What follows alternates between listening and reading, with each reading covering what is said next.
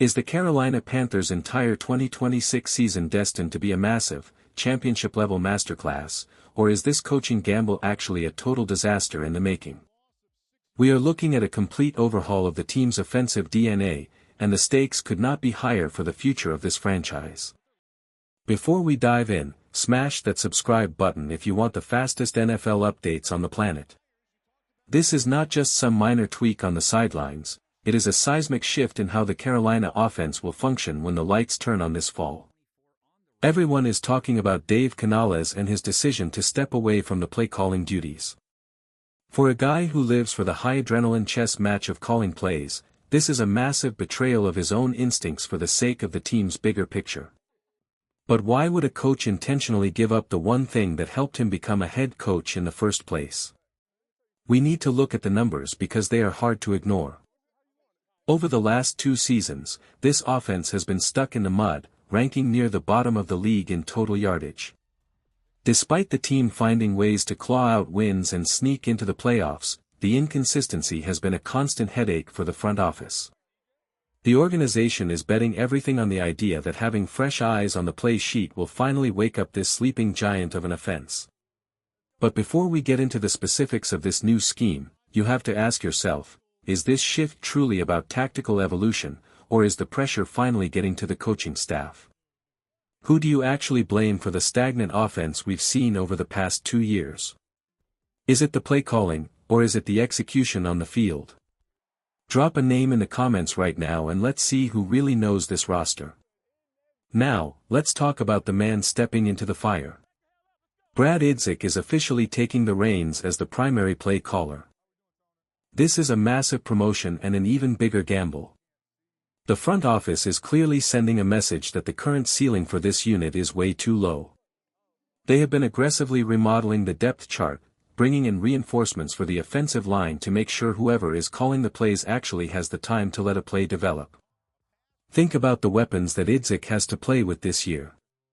You have the reigning offensive rookie of the year in Teteroa McMillan, paired with the explosive speed of Chris Brazzell II, and the reliable hands of Jalen Coker and Xavier Legette. If the play calling can just match the raw talent on the field, we could be looking at a completely different offensive identity in 2026.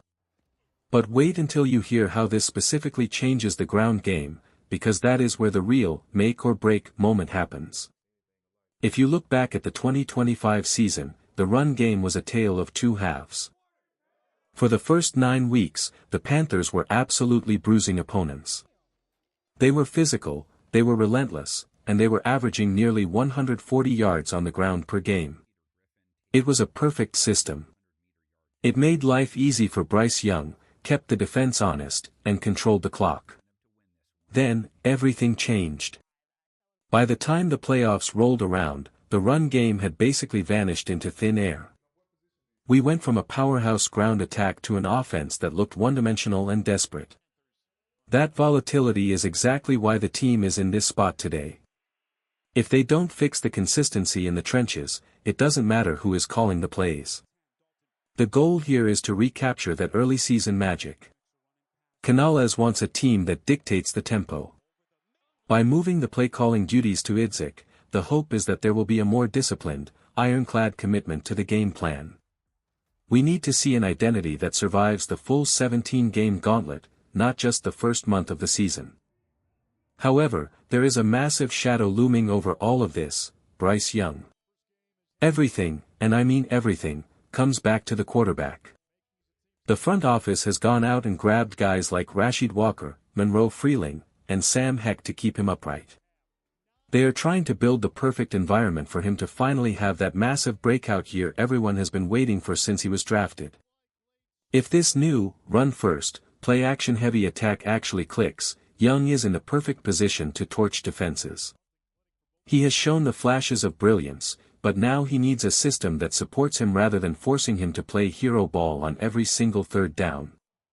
The talk around the facility is that this transition allows Canales to be more of a big-picture leader, focusing on culture and locker room morale, while Idzik focuses purely on the tactical war happening on every drive. But there is a catch. Because this is a brand new approach, other teams don't have enough film on this new offensive identity.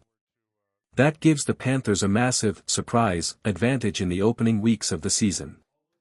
If they come out and punch teams in the mouth early, the narrative around this squad is going to shift from lucky division winners to legitimate Super Bowl contenders overnight.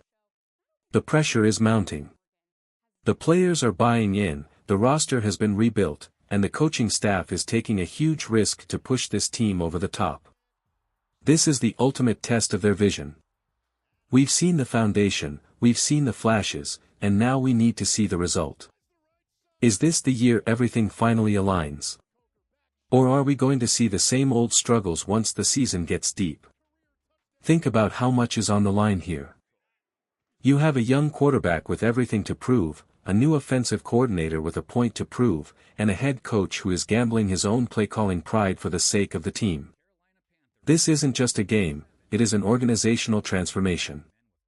We are moving into a new era where accountability is the standard. If they can stay committed to the run and let that speed in the receiver room do the rest, they will be a nightmare to game plan against. The league is already watching, and every defensive coordinator in the NFC is sweating trying to figure out what this 2026 version of the Panthers is going to look like on opening day. Everything we've seen so far suggests they are tired of being the underdog. They are tired of the what-ifs. This season is about taking the identity they created during that winning stretch and turning it into a 17-game reality. It's about the culture, the grit, and finally finding that consistent rhythm that has been missing for too long. Before we wrap this up, I need to know where you stand on this.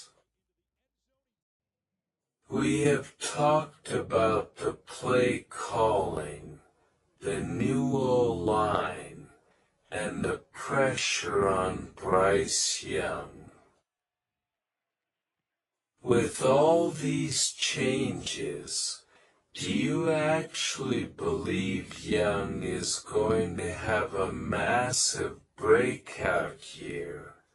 Or is this transition going to be a lot bumpier than the front office expects?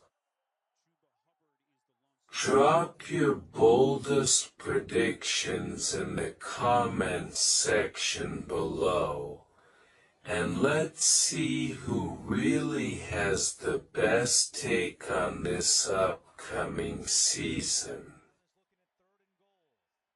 Don't forget to stay tuned for more, as we track every single move this team makes leading up to kickoff.